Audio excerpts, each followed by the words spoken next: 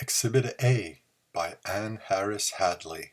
The wreckage of the plane has all been cleared away and disposed of according to orders, sir, continued Lieutenant Gorham. It was undoubtedly Captain Roswell's plane, although this is 1,000 miles from where the flight started, and it is very evident that he broke the altitude record, as he has been trying so hard to do. Now, sir, if you will read this. Lieutenant Gorham extended a small black notebook. I found it in the breast pocket of his leather outside jacket. I cannot imagine why the plane did not take fire in falling from such a terrific height. And you will perhaps be interested to know, sir, he hesitated, that same queer odor you can still detect on the book was quite noticeable as we were clearing up. The major sniffed the book. Odd, he said. All right, I'll look it over. Lieutenant Gorham saluted and went out. The major opened the little book and read, at first casually, and then intently. I am writing this, ran the words written in Captain Rowell's familiar irregular handwriting, in the hope that it may fall into the hands of human beings and reveal the things I have found up here. It now seems improbable I will be able to return and report personally my amazing experiences. It is impossible to measure accurately the lapse of time, as my watch has stopped, but I broke the altitude record more easily than I had hoped for the continued mounting. The cold was intense, breathing became increasingly difficult. I must have become dizzy, for the next recollection I have is of a sensation of lightness, as if my body were about to rise out of the still mounting plane and soar ahead of it. I assumed I had then reached a point so distant from the earth that the attraction of some other heavenly body about counterbalanced the earth's pull. My life belt, however, held me securely, and I lapsed again into unconsciousness. The next conscious moment found me lying prone on the softest, most restful substance I can conceive of. I had a sensation as of gentle zephyrs puffing into my face, and I opened my eyes. There was an indefinite, shapeless mass above me. As I watched it, I became convinced that it was endowed with intelligence, and that its actions were the source of the pleasant, revivifying puffs of air I felt. Observing more closely, the mass above me looked somewhat like a huge oyster about the size of a man and of a cloudy, semi-transparent substance. Its outline was not clearly defined. Imagine my sensations when I realized that it appeared able at will to put forth from any portion of itself streams of its substance which remained connected with the main body and performed the functions of arms. Think of it, an extra arm or two or three, any number of them projected at will from any part of the body. The unnaturalness of it, the slimy horror of the formless grey mass induced made me shiver. Though its actions appeared friendly, though it made no effort to harm me, yet an icy sweat broke out all over my body as I gazed fascinated at the unearthly being. I found afterward that it transported itself from place to place without apparent bodily movement, and by means of some interior energy instead of by the use of legs, of which in fact the creature had none. It was just as if an aeroplane could glide along without movement of the propeller, driven by sheer inner impetus of its engine. As my mind became clearer, I realized that the strange creature was projecting a portion of itself into an apparently stationary object, and then gently waving the parts so transported over me, thus puffing the currents of air which were reviving me. The eerie, creepy sensation this gave me is indescribable. I felt it must be part of some fantastic dream, and yet I knew all too well that I was awake, that no sudden, grateful earth noise would jar me back to the realm of familiar things. Somehow, by what strange trick of fate or machinations of this pallid, semi-transparent creature I know not, but while I sat unconscious, my swiftly mounting plane had passed from the realms of the known to this ghost-like region, the borderland between the earth and the moon, that thin portion of space where the gravity of the earth is almost exactly counterbalanced by that of the moon. And I, a human being, a dweller on old Mother Earth, was here in this unutterably strange place, and one of the beings who dwell in it was reviving me.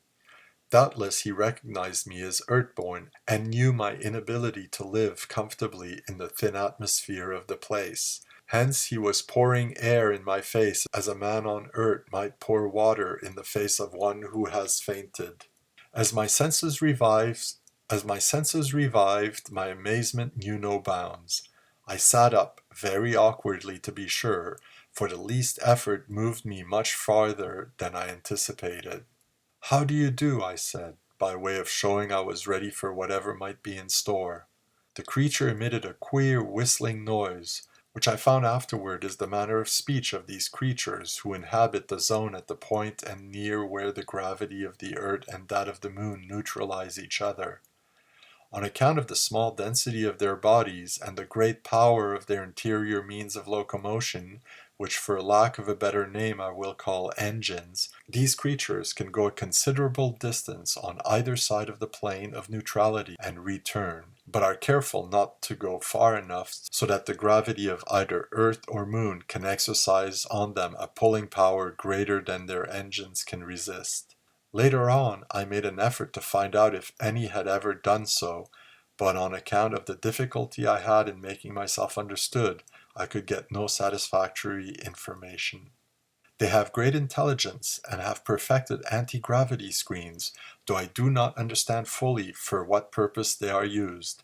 I do know, however, that they are used as resting places for such as are disabled in any way, especially when trouble is experienced in their locomotive apparatus. It was on one of these screens that I was lying when I regained consciousness. This screen was a huge affair, in appearance like a thin layer of rose-tinted cloud, yet it bore the weight of myself and my machine, which I rejoiced to see close by. I stood up, feeling quite light-headed and dizzy, but the creature who had revived me, and whose captive I apparently was, indicated to me that I should keep still. Then he placed near me the object into which he had been dipping.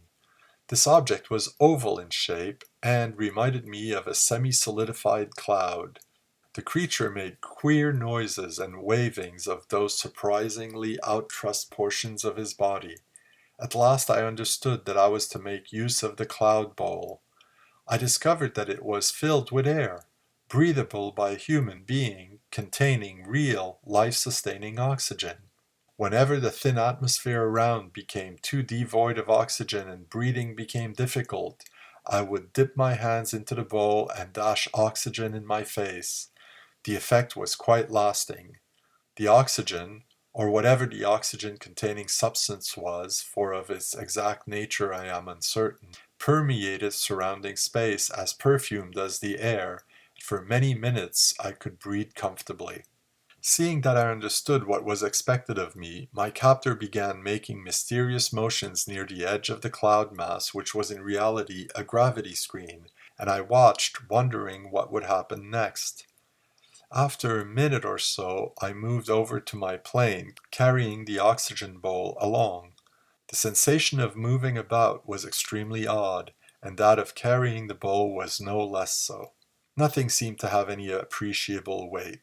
This was due at least partly to the gravity screen, which was adjustable to counterbalance part of the pull of either earth or moon, as need might be, and thus make the attraction of the two bodies practically equal at a given spot. The result of the use of such screens is that the neutral zone, instead of a plane a hair's thickness, becomes for their purposes portions of space perhaps some miles in depth. I examined my machine, which seemed to be in good condition, although the gasoline was quite low. The being watched me curiously, then suddenly attached itself to the gravity screen by a tentacle put out, and started hurtling through space, drawing the screen which bore me and my plane behind him. This dissipated the oxygen around me, and I found the only way I could breathe was by dipping my head into the bowl. Then I managed with fair comfort. After some time I felt the speed decreased and raised my head to look around. All about me were numbers of beings of all colors and sizes, but fundamentally similar to my strange captor. Among these strange creatures, color apparently denotes rank or occupation. Their voices or whistles, which more accurately describes what they have in place of voices, are all in a very high key and vary from the sweetest fairy notes of dreamland to the siren notes of a factory whistle. I noticed that those of dark, indistinct color had the siren whistle voices, while some of the orange and pink and blue bodies gave forth extremely sweet sounds. My appearance caused great excitement among them, and I cannot begin to describe my own sensations as I stood on that soft, cloud-like screen and leaned for companionship against the only familiar thing in sight, my plane. All about me was a confusion of these extraordinarily high-pitched whistle voices, and everywhere these indistinct, variously colored bodies put forth most surprisingly the tentacles that served for arms, and as surprisingly drew them back. And I was the subject of the hubbub. Evidently there was a difference of opinion as to what to do with me and my plane, and while the discussion went on, they observed due regard for my person. Not one of them touched me, but their long tentacles came darting out here and there, touching, investigating the plane and its mechanism. They recognized and respected me as a sentient being. The plane was a created object, as were their gravity screens. As I realized their consideration, I could not but wonder, even in the midst of this strange scene, if a crowd of human beings coming suddenly upon one of these unearthly creatures would show equal courtesy. At last the hubbub suddenly quieted, and I witnessed another surprising occurrence. The strange forms stood still, expectant, moved by the approach of something unseen by me. Then, while I too waited, breathless for the next development, I saw coming from the direction towards which attention seemed turned a glowing orange-colored being, bearing a blue-white sphere that quivered and sparkled. The bearer of the sphere came forward and paused in the midst, then suddenly put forth two tentacles in addition to the ones with which it bore the glowing spheres. With these second two tentacles it separated the sphere into halves, and a gas strange, a cloud of perfume, the most exquisite I could imagine, came forth. I could think of nothing but the almost divine sweetness of the odor.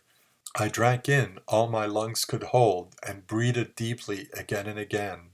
I found afterward that the odor is to them what food is to us, and is distributed at intervals by orange-colored beings. I also noted that the gray and brown ones always shifted the gravity screens and seemed to be most interested in the intricacies of my ship. Hence I infer they are the mechanics of this strange community. After breathing in that wondrous odor, I remembered nothing more until I found myself alone. Where my strange captors had gone, I could not guess. Impenetrable screen masses were above and below me. My plane was nearby and undisturbed. The space between the cloud masses had been flooded with oxygen, the source of which is still unknown to me. Whether these creatures have homes and gardens and laboratories, I do not know, but certain it is that somewhere beyond what I have seen there must be abodes, apparatus with which to work, to prepare the oxygen, the heavenly food odors, to make the intricate gravity screens. I am consumed with a burning desire to penetrate beyond the cloud screen barriers and learn more of the life and wisdom of these eerie but highly intelligent beings. Finding myself alone, I wandered about between the cloud masses, but dared not attempt to force my way through them lest I should impair their ability to counteract the force of gravity and find myself falling headlong towards earth or moon. No, it is better to wait and wonder. And after a while, worn out by the wonder of it all, I lay down and slept. When I awoke, three of the gray creatures had returned and were curiously investigating my plane. I rose from the cloud screen on which I had been sleeping and joined them. They were eager to learn about the machine, and I was quite willing to explain, but since we had no common language, no common gestures, not even similar limbs in common with which to gesticulate, we made rather poor headway. These things have gone on for some time. How long I cannot accurately tell, as my watch has long since stopped, and the periods of 12 hours light and 12 hours of darkness, of course, do not obtain here. I imagine from the growth of the beard on my face that about 3 days have passed, and now a new and ominous disturbance has arisen, ominous for me. More of these beings than I have seen before have gathered and are hurrying about, first in one direction, then in another. Some are quite angry, They switch back and forth like specters in a dream, moving with incredible rapidity and always most unexpectedly putting forth those surprising tentacles. As they mull about, first one and then another, and sometimes several at once, emit those odd, unearthly whistle-like screeches, my blood runs cold. I am the cause of the disturbance. Just how and why I do not understand, but I am the issue at stake. Now they're tearing at the gravity screens. Some pull in one direction, some in another. I do not know the strength of the beings or of the screens, but if a screen should break, well, I have my plane ready, as ready as I can make it. Possibly the engine will pick up and start when the fall begins. But suppose the fall should be away from the Earth and towards the moon. What then? I have taken my seat in the plane and adjusted the safety belt. There is nothing more I can do. My action seems to have added to the excitement, but there is still dissension among them. They are tugging in good earnest at the screens. They surely cannot stand the strain. The one beneath me is parting. Instead of cloudiness, I see merely space beneath me. My engine. There the account ended. The Major sat staring a long time at the little black book and sniffing the odor, faint, elusive, but still delightful, beyond anything he had ever encountered. Then he shook his head, sighed, and picking up a pencil marked in red letters prominently on the cover, Exhibit A, before he laid the little book carefully on the top drawer of his desk, ready to accompany his report to Washington. That was Exhibit A by Anne Harris Hadley, published in the April 1924 issue of Weird Tales.